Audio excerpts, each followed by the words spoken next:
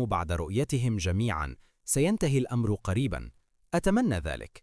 أتمنى لكم عاما جديدا سعيدا، لكن لسوء الحظ بداية العام الجديد مع اقتراب نهاية هذا العالم سأذهب، وفي الوقت نفسه نرى ذلك في جميع الناس. هناك تدافع، الجميع يتحدثون.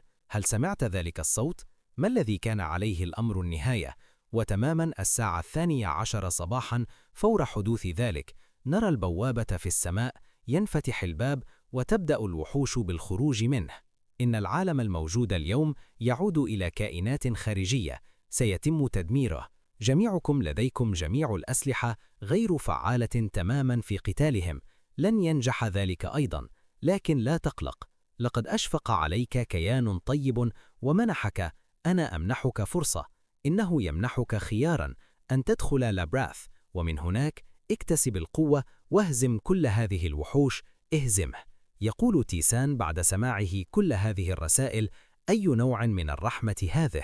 وفي الوقت نفسه نحن دعونا نرى ما إذا كان لديه هو الآخر خيار. يكون مزاج سهل، مزاج عادي، مزاج صعب، منفرد، مزاج. يقول تيسان وهو ينظر إلى لوحة النظام هذه: إنه أحد تلك المخلوقات التي تعتبر عزيزة علينا جميعا. إنهم يشعرون بالسعادة لرؤيتك في ورطة. وبعد أن قال هذا يقول ذلك: هل يجب أن نذهب الآن ونخبركم إنها تتحدث عن حالة مزاجية مريحة. في حالة مزاجية هادئة ستحصل على طعام لتأكله ومأوى، ستحصل على سكن، وكل شيء هناك سيتم توفيره حتى بدون أي شيء. يمكنك أيضا تحسين مزاجك الهادئ. ثم يقال لنا أن هذا أمر طبيعي. بخصوص الحالة المزاجية، أنت في حالة مزاجية طبيعية، عليك أن تقاتل من أجل البقاء. أنت تقاتل الوحوش للحصول على الطعام. سيكون كذلك إذا كنت مصمما بعض الشيء، يمكنك التخلص من هذا المزاج الطبيعي. بعد ذلك يتم إخبارنا عن المزاج الصعب، عن حدودك في حالة مزاجية صعبة سيتم اختباره. الحصول على الطعام سيكون الأمر صعبا للغاية هنا. الوحوش هنا تخاطر بحياتها. سأقتلك إذا لم تكن في كامل وعيك، فأنت قد تقتل هنا. ثم نحن تتحدث عن حالة مزاجية فردية، منفرد. ستكون في مزاج مناسب. هل يوجد أحد هنا؟ لن أبقى معك. أنت في هذه الحالة المزاجية ليس من أي شخص في عالمك. ستتمكنون من اللقاء. من يمكنك مقابلتهم هنا؟ هذا مجرد وحوش ومغامرات وشخصيات غير قابلة للعب. لقد اختبرت كل شيء من أجلك هنا. سأذهب. الحظ والموهبة والحكمة والاستراتيجية هي من المستحيل أن تنجو في هذا المكان. ويقال أنه إذا كنت تقدر هذا فلا تختر هذه الحالة المزاجية. افعل ذلك. يقول تيسان بعد رؤيتهم جميعا: سيصل قريبا. وبعد أن قال هذا دخل في وضعية الانفراد. يختار أي واحد لاختيار الوضع الفردي. بعد أن يقول النظام ذلك: آمل، أتمنى لك التوفيق. وبقول هذا كان ذلك في لابارث يتم نقله عن بعد. أن تأتي إلى هناك في وقت لاحق. ابتسمت تيسان وقالت: وقت طويل، لقد عدت إلى هنا بعد ذلك. وبمجرد وصولهم يبحث في قسم الأفراد في المنتدى، حيث يكون صبي يدعى كانغ جونغ هونغ. كان سيتم نشره. ما الذي يحدث؟ أخي، هل أنت هنا؟ بعد رؤية ذلك المنشور أتساءل إن كان موجودا هنا بالفعل. وصلت رسالة واحدة: لا أعرف من هذا، لكنها سرعان ما أدركت الموقف. يكون. وبعد أن فكر تيسان في ذلك أجابه: قول فقط: قاتلوا. وقد قيل لنا المجتمع ليس إلا وسيلة للمساعدة. ومن هنا لدينا لاعبون بمستويات مختلفة من الصعوبة. يمكننا التحدث إليهم ويمكننا التحدث إليهم. يمكنك أيضا مشاركة خطتك. تيغاسان: عزلت نفسي عن المجتمع وفكرت في نفسي. قريبا سيتبنى الناس كل هذا. وهو يمضي قدما يفكر، ثم يتذكر الماضي عندما يسألها يون عما إذا كانت إيزي في مزاج جيد. كيف يبدو شكل الشخصية غير القابلة للعب في المكان الذي تم وصفها؟ أن الشخصية غير القابلة للعب في مزاج سهل ليست إلا روبوت. هناك أنواع حيث يعطي نفس الإجابة كرر ذلك مرارا وتكرارا. نفس السلوك استمر في تكرارها مرارا وتكرارا. وليون سيقال أنه مختلف تماما في حالة العزف المنفرد. يحدث الشخصيات ذات الحالة المزاجية المنفردة رائعة جدا، هم أكثر ذكاء وهم يمكنك العمل وفقا لذلك قطعا مثل شخص حقيقي. وفي الوقت نفسه نرى إلى تيسان الذي وصل إلى بوابة لابيرث انتهى الأمر وشخصية غير قابلة للعب تستريح هناك. إنه يفعل. عندما رآها فكر في نفسه، يظن أن شخصية حارس البوابة في حالة مزاجية هادئة. هناك رجل عجوز عادي ذو شعر أبيض، هو يفكر في هذا الأمر ثم هو يسأله: الشخصية غير القابلة للعب، هل أنت هنا بالفعل؟ لقد أتيت. كنت أظن أن لديك سيستغرق الأمر شهرا. بعد سماع كلماته أخبره تين هذا ما يفكر فيه ليون في نفسه وهو يشاهد إنها أقوى بكثير من. ماذا الآن؟ هل يمكننا أن نسمي حتى حارس البوابة؟ تلك البوابة، يقول حارس البوابة: حسنا، أولا وقبل كل شيء أنت تهانينا، أنا رجل محطم وأنا حارس هذا المكان، ودليلك أيضا لأنني أريد أن أتحدى هذا البرج. لقد فشلت وهكذا أصبحت حارس البوابة. ذهب. ويبدو أن هذا يحدث في عالمك. التعرض للهجوم من قبل مخلوقات خارجية كان في السابق، إذن لديك هذه الفرصة تم تقديمها. عند سماع كلماته تين هو يفكر في عقله. بقلم لي تيون كنت محقا تماما. طريقة كلامه يبدو أنه شخص حي. يكون الشخصية سولو مود NPC رائعة جدا. إنه إنسان حي، والأهم من كل هذا هو من عالم محطم.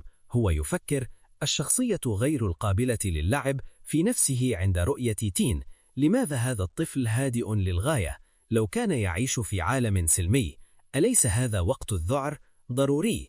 كنت أعتقد في البداية أنني سأهزمك ثم أشرح لك الأمر، لكنه يبدو هادئا للغاية. هي بعد تفكير أخبره قائلا: على أي حال هذه هي الطاولة، يطلق عليها البعض البرج. البعض يقول لابرث، لكن يمكنك أن تقول ما تشاء. يمكنك. هنا 100 طابق، وكل طابق ستحصل على مساحة كبيرة في طابق واحد. ستكون هناك صعوبات بعد كل 10 أطباق، ستزداد الصعوبة بشكل كبير لك. عليك أن تأكل هنا بنفسك. سيتعين عليك الحصول عليه بنفسك، سيتعين عليك المعرفة المزيد عن هذا التخصص بنفسك. عند سماع كلماته قال تيسان هذا بالضبط. استمع إلى كل ما يقوله الشخصية غير القابلة للعب. وأنت ماذا تريد؟ ماذا علي أن أخبرك بذلك؟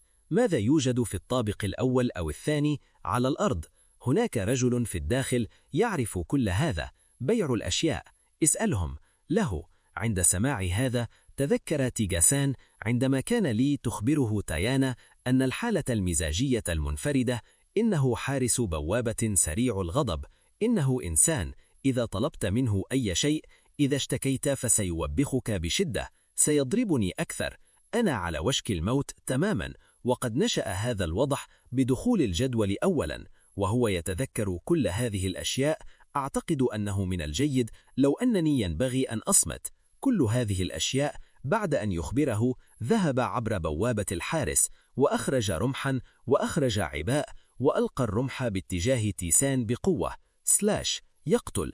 لكن تيسان لا يفعل، لا يتحرك من هناك، مما يجعله يبدو صغيرا.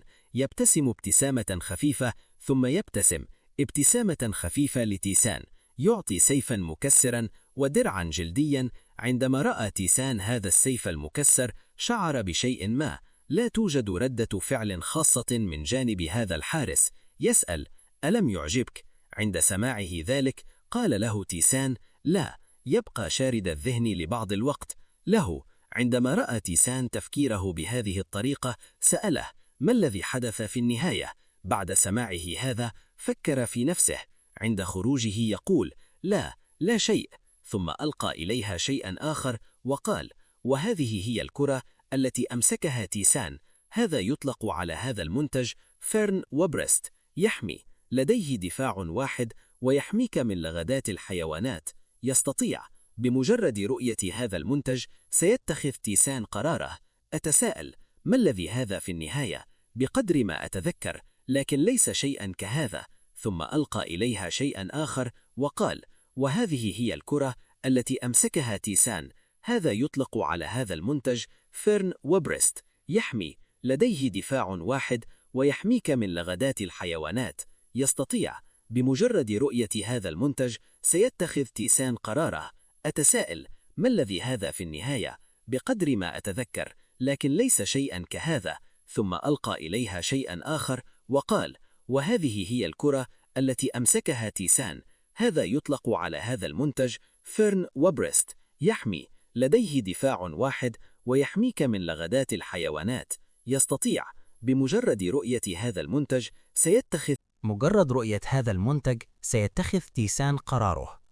أتساءل ما هذا في النهاية؟ بقدر ما أو إلى هذا الحد أتذكر ليتيان، لكن ليس شيئا كهذا.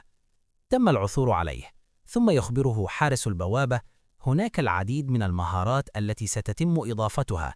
عندما تدخل اللابرنث سترى ذلك. اذهب وتحقق من ذلك بنفسك. كلماته. عند سماع ذلك قال تيسان: حسنا، شكرا، ويدخل المركبة. عليه أن يذهب. عند الرؤية ذلك قال حارس البوابة: حظا سعيدا. ويفكر في نفسه: هل هذا الرجل؟ هل كان يبتسم؟ هل يدخل إلى الطاولة؟ هل أنت متحمس لقيام ذلك؟ ثم حارس البوابة: أعتقد أن كونك حارس بوابة أمر مهم. أكثر المتحدين عبقرية لقد قابلتك، لكن لا يوجد أي منهم على هذه الطاولة. لم يستطع التغلب. لكنني الآن كان هناك شيء مختلف في الرجل الذي رأيته. لا موهبة ولا قدرة. شيء آخر. كان هناك شيء مختلف فيه، شغف بالبقاء على قيد الحياة.